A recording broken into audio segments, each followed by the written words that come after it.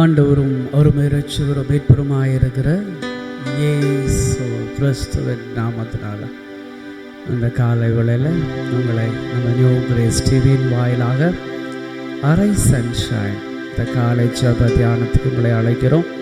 கர்த்தர் உங்களை ஆசீர்வதிப்பாராக. கர்த்தரோட பிள்ளைகளே, இந்த நாளில் நம்முடைய நியூ கிரேஸ் டிவியின் மூலமாக ஒவ்வொரு நிகழ்ச்சியும் அநேகருக்கு ஆசீர்வாதமாக இருக்கிறது.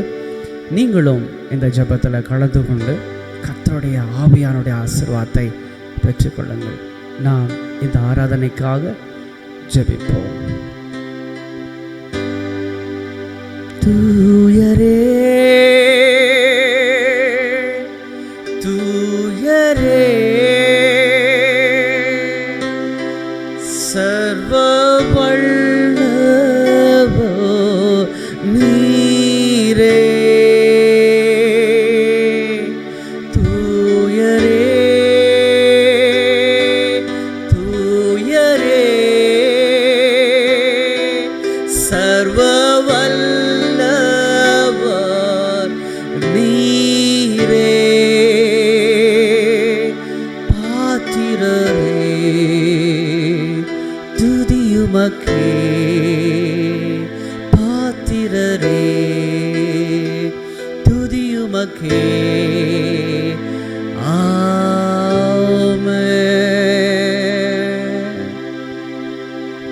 அன்புள்ள பரம தகப்பனே, இந்த ஆசீர்வதிக்கப்பட்ட நல்ல நேரத்திற்காக உமக்கு நன்றி அப்பா. இந்த காலை ஜெப தியானத்துக்காக நன்றி. பரிசுத்த ஆவியானவரே, நீர் வந்து நிரப்போம். ஒவ்வொரு சிந்தையும் பரிசுத்த ஆவியானவரால் நிரப்பப்படட்டும். ஒவ்வொரு எண்ணங்களும் பரிசுத்த ஆவியானவரால் நிரப்பப்படட்டும். பாடக்கூடிய பாடல்கள், வேத வாசிப்பு, கர்த்தருடைய வார்த்தை, ஜெபம், ஆசீர்வாதம் அத்தனையும் பரிசுத்த ஆவியானவர் நடத்தி கொடுங்கப்பா. சகல கட்டுகளும் சகல நுகங்களும் இயேசுவின் இரத்தத்தால் முறிக்கப்படுவதாக. இந்த காலை நேரத்தில் ஒரு விடுதலையோடு விட பிள்ளைகள் இயேசுவே மை தொழுது கொள்ளட்டும், பிதாவே மை மகிமைப்படுத்தட்டும் அப்பா. இயேசு கிறிஸ்துவின் நாமத்தில் ஜெபிக்கிறேன் பரிசுத்தமுள்ள பரலோக பிதாவே, ஆமென். கர்த்தர் உங்களை ஆசீர்வதிப்பாராக. கர்த்தரை பாடி துதித்து மகிமைப்படுத்துவோம். கர்த்தருடைய நாமம் மகிமைப்படுவதாக. ஆமென், ஆமென். பிரியமானவர்களே, இந்த காலை வேளையிலே நாம் நம் தேவனை துதித்து ஆராதிக்க எல்லாரும் ஒன்றாய் கூடியுள்ளோம். இந்த நியூ கிரேஸ் டிவியின் வாயிலாக ஒவ்வொரு நாள் காலையிலும் நாம் நம் தேவனை துதித்து ஆராதித்து வருகிறோம். நாம் ஆராதிக்கும் தேவன் நமக்கு விடுதலையும் சமாதானமும் உயர்வும் மேன்மையும் தருகிற தேவனாய் இருக்கிறார். அந்த தேவனை நாம் துதித்து ஆராதிப்போம். ஆமென். ஹல்லேலூயா. ஆமென்.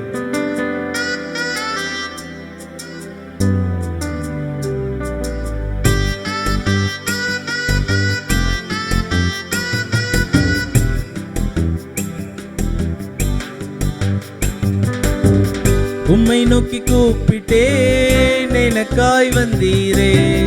என்னோடு பேசத்தான் எனக்காய் வந்தீரே. உம்மை நோக்கி கூப்பிட்டேன், எனக்காய் வந்தீரே. என்னோடு பேசத்தான் எனக்காய் வந்தீரே.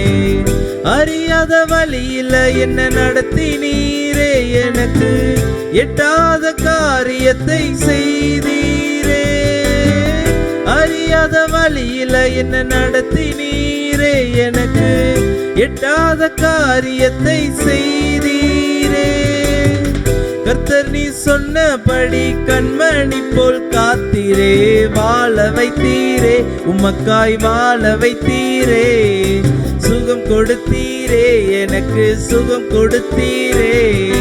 வாழ வைத்தீரே, உமக்காய் வாழ வைத்தீரே. சுகம் கொடுத்தீரே, எனக்கு சுகம் கொடுத்தீரே. உம்மை நோக்கி கூப்பிட்டேன், எனக்காய் வந்தீரே. என்னோடு பேசத்தான் எனக்காய் வந்தீரே. ஹல்லேலூயா. வானபரவரனே, வல்லமையின் அக்கினி, கிருபையின் மன்னவனே, கிருபை ஊற்றுமே. ஆமென். நம் தேவன்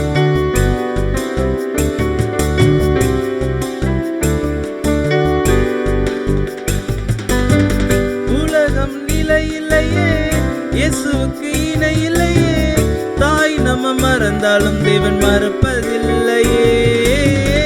உலகம் நிலை இல்லையே, இயேசுவுக்கு இணை இல்லையே. தாய் நம்ம மறந்தாலும் தேவன் மறப்பதில்லையே. பட்டம் பதவி போனாலும் படைத்தவர் இருப்பாரே. உள்ளங்கையில் வரைந்தாரே, மகிமையாய் மாற்றினாரே. கர்த்தர் நீ சொன்னபடி கண்மணி போல் காத்தீரே. வாழ வைத்தீரே, உமக்காய் வாழ வைத்தீரே. சுகம் கொடுத்தீரே, எனக்கு சுகம் கொடுத்தீரே. வாழ வாழ வைத்தீரே, வாழ வைத்தீரே. சுகம் கொடுத்தீரே, எனக்கு சுகம் கொடுத்தீரே. உம்மை நோக்கி கூப்பிட்டேன், எனக்காய் வந்தீரே. என்னோடு பேசத்தான் எனக்காய் வந்தீரே. உம்மை நோக்கி கூப்பிட்டேன், எனக்காய் வந்தீரே. என்னோடு பேசத்தான் எனக்காய் வந்தீரே. அறியாத வழியில என்ன நடத்தினீரே. எனக்கு எட்டாத காரியத்தை செய்தீரே. அறியாத வழியில என்ன நடத்தினீரே. எனக்கு எட்டாத காரியத்தை செய்தீரே. கர்த்தர் நீ சொன்னபடி கண்மணி போல் காத்தீரே. வாழ வைத்தீரே, உமக்காய் வாழ வைத்தீரே. சுகம் கொடுத்தீரே, எனக்கு சுகம் கொடுத்தீரே. வானபரபரனே, வல்லமையின் அக்கினியே, கிருபையின் மன்னவனே, கிருபையூற்றுமே. அன்பு கொண்ட தகப்பனே, ஆதியும் அந்தமுமே, பாசமுள்ள ராஜாவே, பரிசுத்தாவியே. பிளவுண்ட மலையிலே என்னை மூடி காத்தீரே. கண்மலையின் உச்சியிலே நித்தியமாய் வைத்தீரே. கர்த்தர் நீ சொன்னபடி கண்மணி போல் காத்தீரே. வாழ வைத்தீரே, உமக்காய் வாழ வைத்தீரே. சுகம் கொடுத்தீரே, எனக்கு சுகம் கொடுத்தீரே. வாழ வாழ வைத்தீரே, வாழ வைத்தீரே. சுகம் கொடுத்தீரே, எனக்கு சுகம் கொடுத்தீரே. ஹல்லேலூயா, ஹல்லேலூயா. இந்த தேவன் நம் தேவன். நம் இந்த ஆராதனையிலே பங்கு பெற்றுக் கொண்டு நம்முடைய ஆராதனையிலே மகிமைப்பட்டுள்ளார். அந்த தேவன் தாமே நமக்கு விடுதலையும் சமாதானத்தையும் மகிழ்ச்சியும் தருவாராக. கர்த்தர் உங்களை ஆசீர்வதிப்பாராக. ஹல்லேலூயா. கர்த்தருக்குள் பிரியமானவர்களே, இன்றைக்கு கூட நாம் வாசிக்க தெரிந்து கொள்ளப்பட்ட வேத பகுதி மத்தேயு 11ஆம் அதிகாரம் வசனங்கள் 25 தொடங்கி 30 வரை. அந்த சமயத்திலே இயேசு சொன்னது, பிதாவே, வானத்துக்கும் பூமிக்கும் ஆண்டவரே, இவைகளை ஞானிகளுக்கும் கல்விமான்களுக்கும் மறைத்து பாலகருக்கு வெளிப்படுத்தினபடியால் உம்மை ஸ்தோத்தரிக்கிறேன். ஆம் பிதாவே, இப்படி செய்வது உம்முடைய திருவுளத்துக்கு பிரியமாயிருந்தது.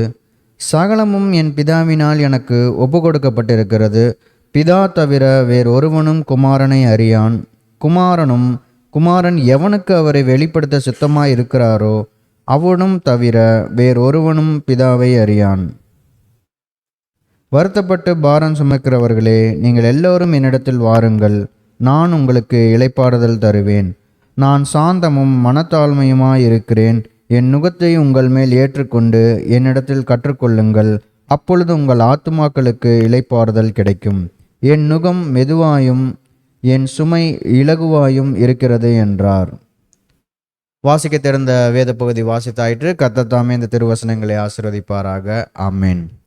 இப்பொழுதும் கூட நம் மத்தியில் வந்திருக்கிற பிரதர் ராஜ்குமார் அவர்கள் நமக்காக மத்தேயு 11ஆம் அதிகாரத்தை தியானித்து கொடுப்பார்கள். அவரை நாம் அன்புடன் வரவேற்போம். ஆமேன். ஆண்டவரும் இரட்சகருமாய் இருக்கிற இயேசு கிறிஸ்துவின் நாமத்தினாலே இந்த நியூ கிரேஸ் டிவியின் மூலமாய் உங்கள் அனைவரையும் நான் சந்திப்பதிலே நான் மகிழ்ச்சி கொள்கிறேன். இந்த காலை பொழுதிலே கர்த்தருடைய வார்த்தையை கேட்கிற உங்கள் அனைவரையும் இயேசு கிறிஸ்துவின் நாமத்தினாலே நான் வாழ்த்துகிறேன். தேவன் உங்களை ஆசீர்வதிப்பாராக.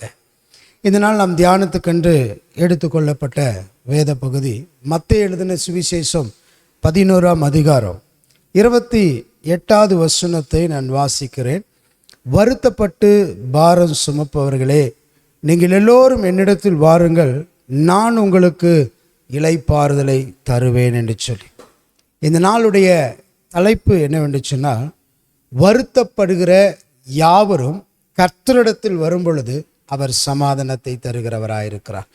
எப்படிப்பட்ட சமாதானத்தை அவர் தருகிறார் என்று சொல்லி வேதாகமத்திலே வாசிக்கும் பொழுது, யோவான் எழுதின சுவிசேஷம் 14ஆம் அதிகாரம், யோவான் எழுதின சுவிசேஷம் 14ஆம் அதிகாரம் 27வது வசனத்தை வாசிக்கும் பொழுது, சமாதானத்தை உங்களுக்கு வைத்து போகிறேன், என்னுடைய சமாதானத்தையே உங்களுக்கு கொடுக்கிறேன், உலகம் கொடுக்கிற பிரகாரம் நான் உங்களுக்கு கொடுக்கிறதில்லை, உங்கள் இருதயம் கலங்காமலும் பயப்படாமலும் இருப்பதாக என்று சொல்லி, கர்த்தர் கொடுக்கிற சமாதானம் மிகப்பெரியதாக இருக்கிறது என்று சொல்லி. அதனால தான் எல்லாருடைய வாழ்க்கையிலும் வருத்தங்களும் நெருக்கங்களும் போராட்டங்களும் பிரச்சனைகளும் உண்டு.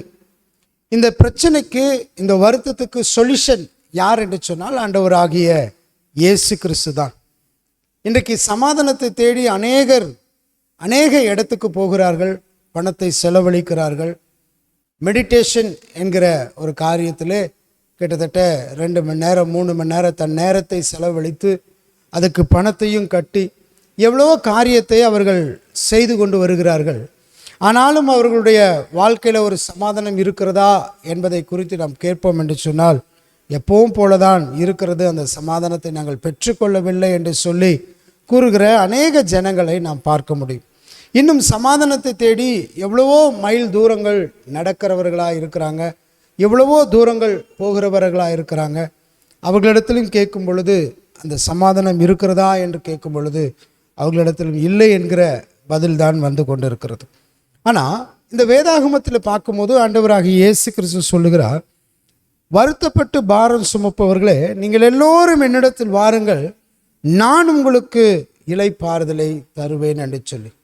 சங்கீதம் 55வது சங்கீதம் 22வது வசனத்தை வாசிக்கும் பொழுது, கர்த்தர் மேல் உன் பாரத்தை வைத்துவிடு, அவர் உன்னை ஆதரிப்பார், நீதிமானை ஒருபோதும் தள்ளாட வட்டார் என்று சொல்லி.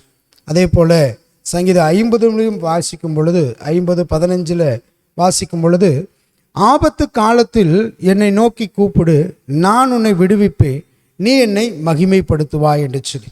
அப்போது எப்பொழுதெல்லாம் நமக்கு சோதனை வருகிறதோ, நெருக்கங்கள் வருகிறதோ, போராட்டங்கள் வருகிறதோ, பிரச்சனைகள் வருகிறதோ, நாம் தேவ சமூகத்திலே வரும்பொழுது தேவன் அந்த சமாதானத்தை நமக்கு தருகிறவராக இருக்கிறார். வேதாகமத்தில் ஏன் என்று சொன்னால், வேதாகமத்தில் எபிரேயருக்கு எழுதின நிருபம் 2ஆம் அதிகாரம் 18வது வசனத்தில் வாசிக்கும் பொழுது, ஆதலால் அவர் தாமே சோதிக்கப்பட்டு பாடுபட்டதினாலே அவர் சோதிக்கப்படுகிறவர்களுக்கு உதவி செய்ய வல்லவராய் இருக்கிறார் என்று சொல்லி. அப்போது தேவன் மாத்திரம்தான் நமக்கு உதவி செய்கிறவராய் இருக்கிறார். தேவன் மாத்திரம்தான் நமக்கு சமாதானத்தை தருகிறவராய் இருக்கிறார். அப்போ நாம் சமாதானத்தை பெற்றுக்கொள்ள வேண்டும் என்று சொன்னால், நாம் கர்த்தரிடத்தில் வரும் பொழுது அந்த சமாதானத்தை நாம் பெற்றுக்கொள்ள முடியும், அந்த இளைப்பாறுதலை நாம் பெற்றுக்கொள்ள முடியும். வேதாகமத்திலே அப்படி சமாதானத்தை பெற்றுக்கொண்ட ஒரு 2 பேருக்கு குறித்து இந்த நாளிலே நாம் தியானிக்க இருக்க போகிறோம். அதை 1 சாமுவேலின் புஸ்தகம் 1ஆம் அதிகாரம் 10வது வசனத்தை வாசிக்கும் பொழுது, அவள் போய் மனம் கசந்து மிகவும் அழுது கர்த்தரை நோக்கி விண்ணப்பம் பண்ணி. இங்கே இந்த சாமுவேலின் புஸ்தகத்தில் வாசிக்கும் பொழுது அன்னாளை குறித்து நாம் பார்க்கிறோம். 5வது வசனம் இப்படியாய் சொல்லுகிறது, அன்னாளை சிநேகித்தபடியால் அவளுக்கு இரட்டிப்பான பங்கு கொடுப்பான், கர்த்தரோ அவள் கர்ப்பத்தை அடைத்திருந்தார் என்று சொல்லி. அப்போது இங்கே மிகப்பெரிய ஒரு வேதனை. அவளுடைய சக்காலத்தியாக இருக்கிற அந்த சகோதரி என்ன செய்கிறார் என்று சொன்னால், அன்னாள் ஆலயத்துக்கெல்லாம் போகும் பொழுது அவள் பேசுகிற ஒரு வார்த்தை குறித்து இந்த வேதாகமத்தில் சொல்லப்படுகிறது. 6வது வசனம் 7வது வசனம் வாசிக்கும் பொழுது, கர்த்தர் அவள் கர்ப்பத்தை அடைத்தபடினால் அவளுடைய சக்காலத்தி அவள் துக்கப்படும்படியாக அவளை மிகவும் விசனப்படுத்துவாள். அவள் கர்த்தருடைய ஆலயத்துக்கு போகும் சமயத்தில் அவன் வருஷந்தோறும் அந்த பிரகாரமாய் செய்வான். இவள் அவளை மனமடிவாக்குவாள், அப்பொழுது அவள் சாப்பிடாமல் அழுது கொண்டே இருப்பாள் என்று சொல்லி.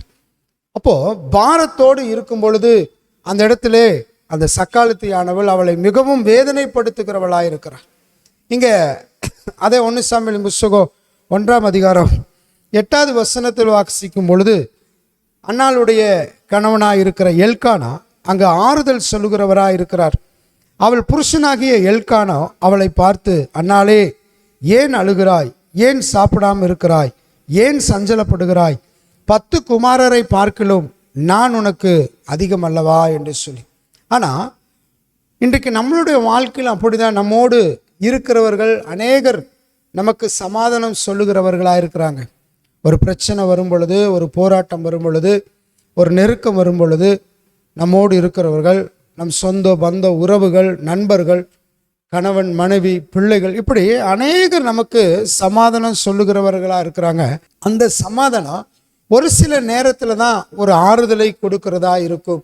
ஒரு நிரந்தரமான ஆறுதல் வேண்டும் என்று சொன்னால் ஆண்டவராகிய இயேசு கிறிஸ்துவனிடத்தில் தான் நாம் வர வேண்டும். இங்கே அன்னாளுக்கு அதே போல தான் அங்கே தன் கணவனாகிய எல்கானா சமாதானம் சொல்கிறாய். ஏன் அழுகிறாய்? ஏன் சஞ்சலப்படுகிறாய்? ஏன் வருத்தப்படுகிறாய்? 10 குமாரரை பார்க்கலோ நான் உனக்கு அதிகம் அல்லவா என்று சொல்லி அங்கே ஒரு ஆறுதல் படுத்துகிற ஒரு கணவனாக அந்த இடத்துல செயல்பட்டார். ஆனால் அது அவளுக்கு ஒரு ஆறுதலை தந்ததா என்று சொல்லி பார்த்தா ஆறுதல் தரல. அதனால தான் 10வது வசனத்தில் அவள் போய் மனம் கசந்து மிகவும் அழுது கர்த்தரை நோக்கி விண்ணப்பம் பண்ணினாள். இன்னைக்கு நம்மளுடைய வாழ்க்கையிலும் நம்ம ஆறுதலுக்காக, சமாதானத்துக்காக எங்கெங்கேயோ அலைந்து திரிகிறவர்களாக இருக்கும். சில பேர் பார்த்தா சமாதானம் வேண்டும் என்று சொல்லி சில புத்தகத்தை வாசிக்கிறார்கள். சில நேரம் செல்ஃபோனில் ஏதாவது ஒரு காரியத்தை பார்த்து அது தன்னுடைய காரியத்தை டைவர்ட் பண்ணுறதுக்கு பார்க்குறாங்க.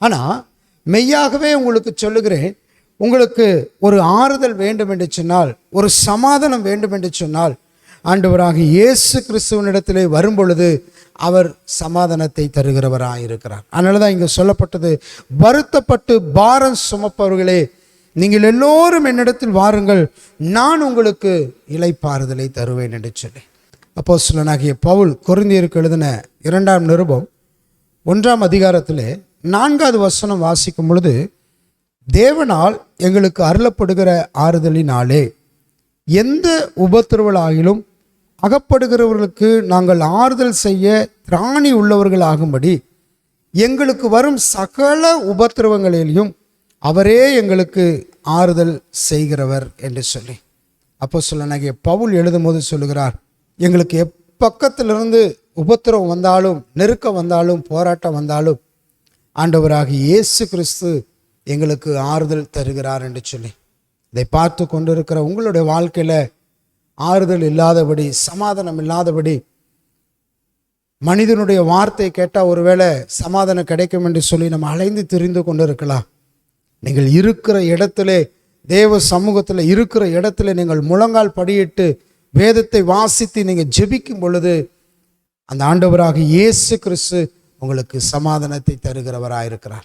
அதனால தான் முதலே நாம் வாசித்தோம், யோவான் 14:27, உலகம் கொடுக்கிற பிரகாரமாயில்லை, என்னிடத்தில் உண்டான சமாதானத்தையே நான் உங்களுக்கு வைத்து போகிறேன் என்று சொல்லி வேதம் சொல்கிறேன். ஆனால் நீங்கள் கலங்க வேண்டாம், பயப்பட வேண்டாம். தேவன் அந்த நல்ல சமாதானத்தை தேவன் நமக்கு தருகிறவராக இருக்கிறார்.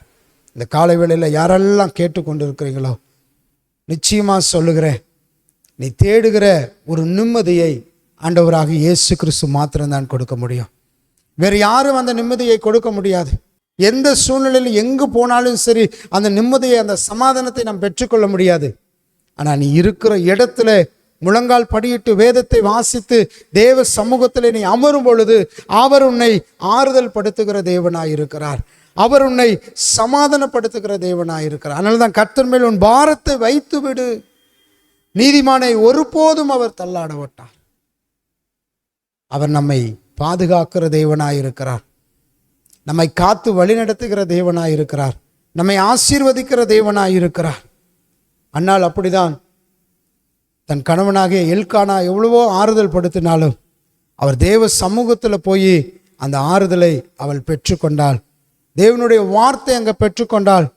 வேதாகமத்தில் வாசிக்கும் பொழுது அதே அந்த 1 சாமுவேலின் புஸ்தகம், கர்த்தருடைய வார்த்தை வந்தவுடனே அவளுடைய இருதயம் எப்படி இருந்தது என்று சொல்லி வேதாகமத்தில் சொல்லும் பொழுது 17வது வசனம், 1 சாமுவேலின் புஸ்தகம் 1ஆம் அதிகாரம் 17வது வசனத்தில் வாசிக்கும் போது, அதற்கு ஏலி, சமாதானத்தினுடைய போ, நீ இஸ்ரவேலின் தேவனிடத்தில் கேட்ட உன் விண்ணப்பத்தின்படி அவர் உனக்கு கட்டளையிடுவாராக என்று சொன்னார்.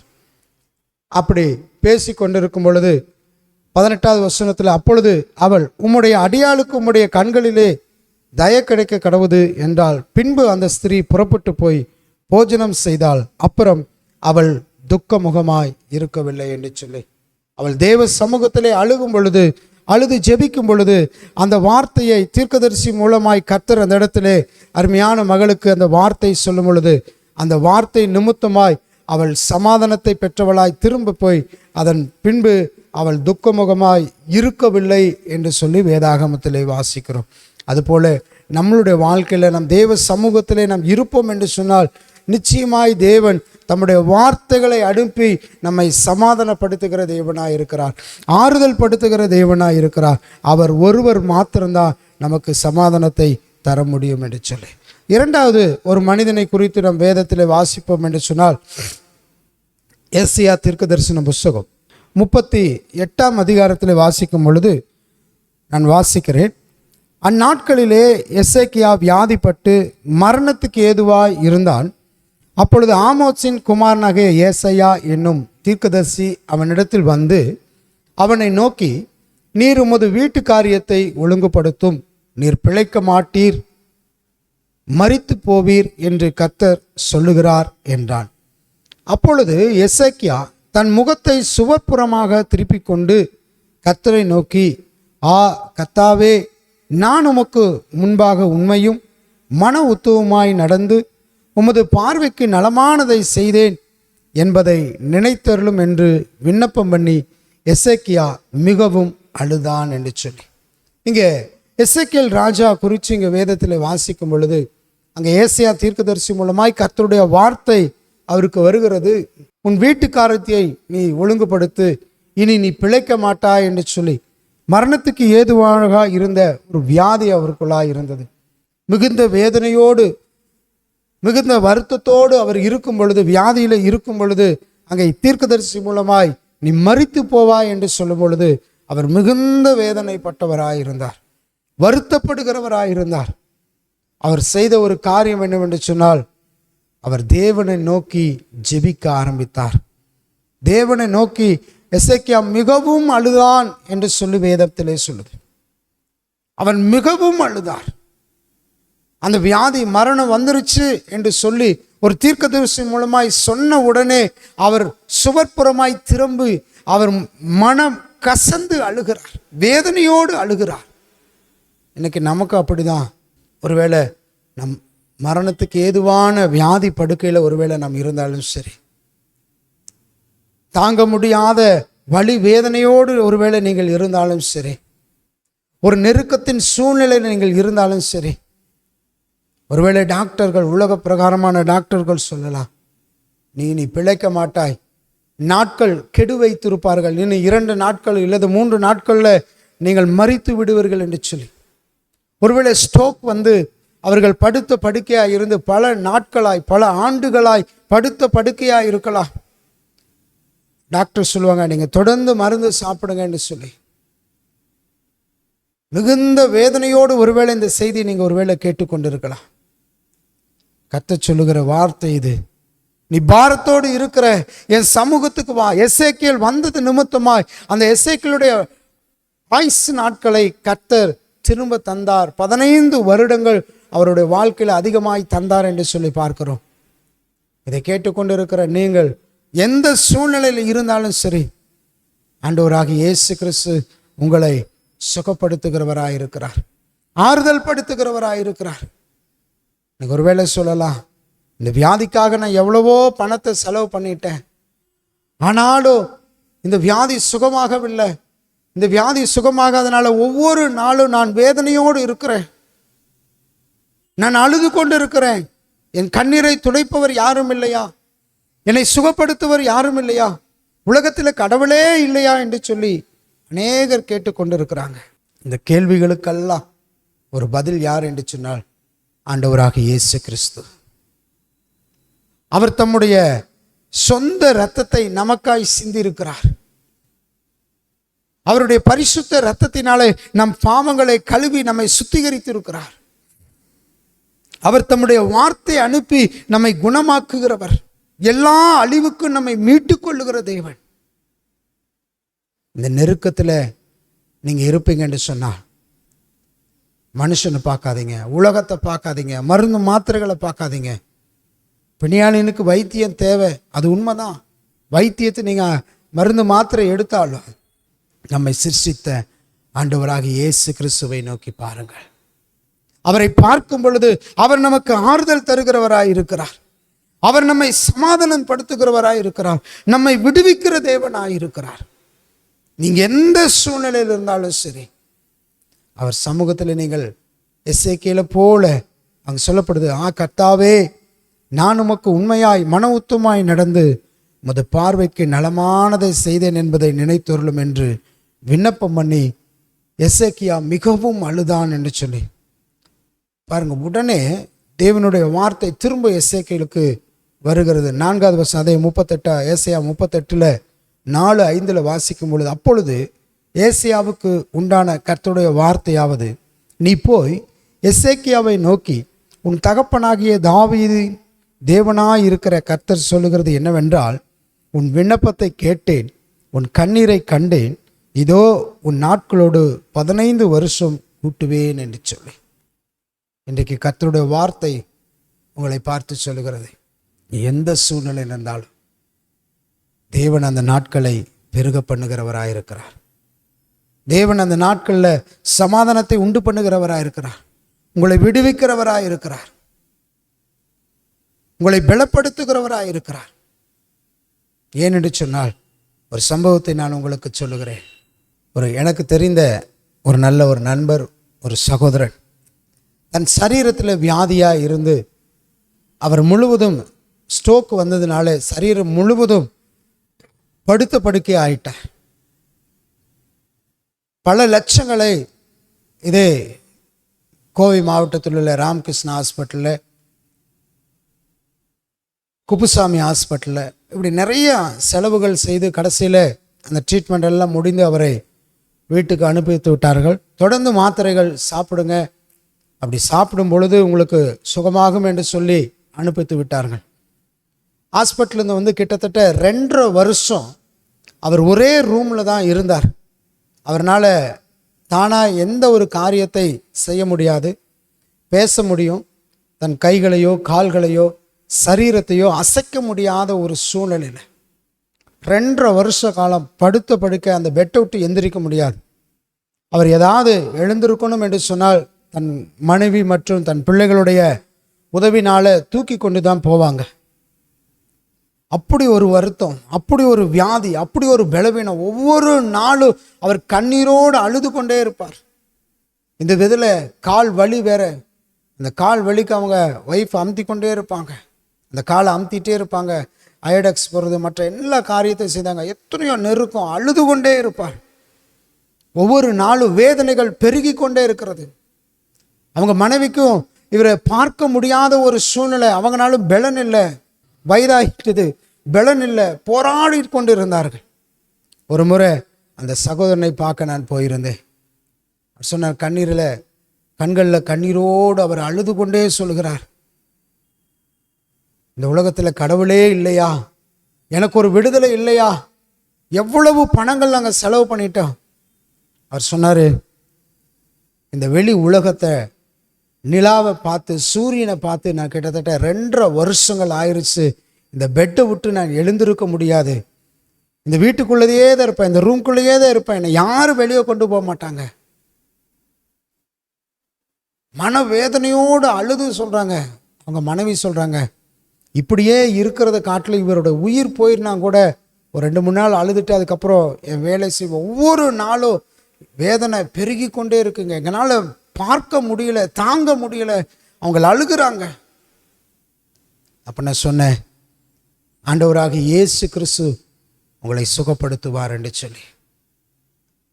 தேவனை நீங்க நம்பும் பொழுது நிச்சயமாய் உங்களை விடுவிப்பார் என்று சொல்லி அவர்கள் சொன்னாங்க, எல்லாம் நாங்கள் பார்த்துட்டோம், இனி எங்கள் லைஃப் இப்படி தான் இருக்குமோ, ஒரு மரணம் வந்துட்டா கூட நல்லா இருக்குமே அப்படின்னு அந்த சகோதரனும் சொல்லுகிறார்.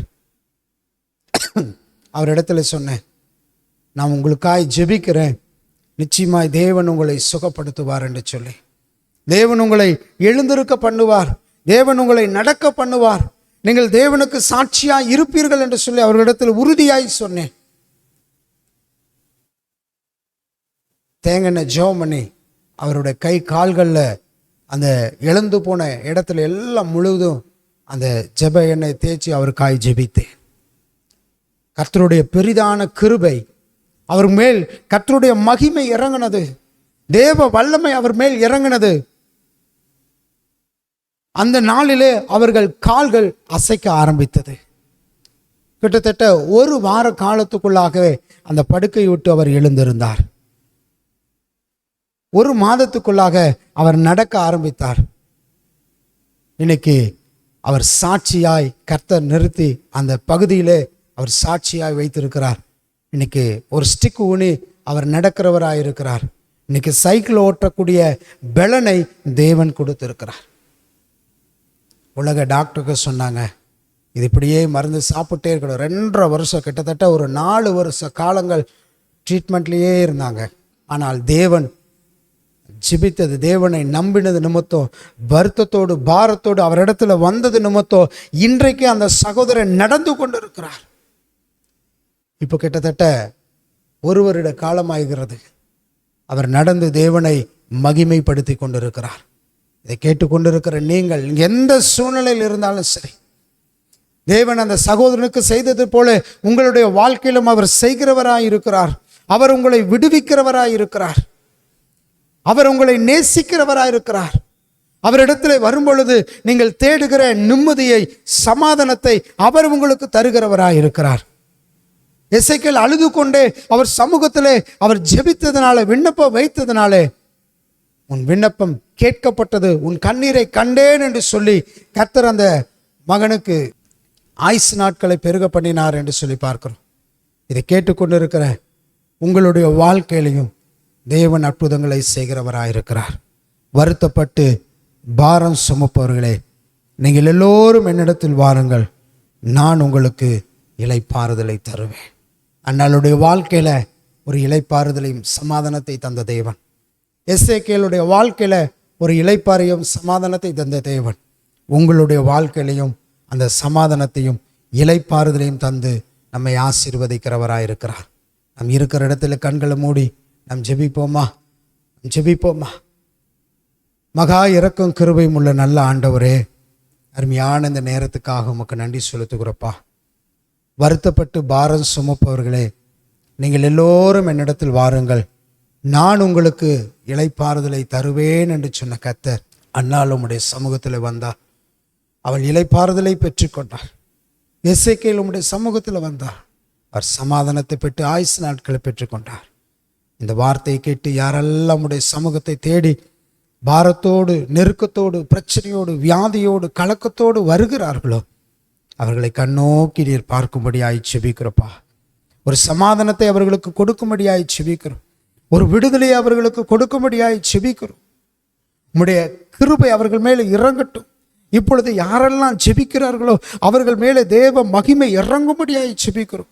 ஒரு அற்புதம் நடப்பதாக, ஒரு அதிசயம் நடக்கும்படியாய் செபிக்கிறோம். ஒரு விடுதலை உண்டாகட்டும். சாட்சியாய் கர்த்தர் நிறுத்தும்படியாய் செபிக்கிறப்பா. உம்முடைய நாமம் மகிமைப்படட்டும். எல்லா துதி கன மகிமை ஒருவருக்கே நாங்கள் ஏறெடுக்கிறோம். இயேசுவின் நாமத்தில் ஜெபிக்கிறோம் எங்கள் ஜீவனுள்ள நல்ல பரம்பிதாவே, ஆமென். என் ஆத்துமாவே கர்த்தரை ஸ்தோத்திரி, என் முழு உள்ளமே பரிசுத்த நாமத்தை ஸ்தோத்திரி. என் ஆத்துமாவே கர்த்தரை ஸ்தோத்திரி, கர்த்தர் செய்த சகல உபகாரங்களையும் மறவாதே. ஆமென், ஆமென். God bless you. கர்த்தர் உங்களை ஆசீர்வதிப்பாராக. ஆமென்.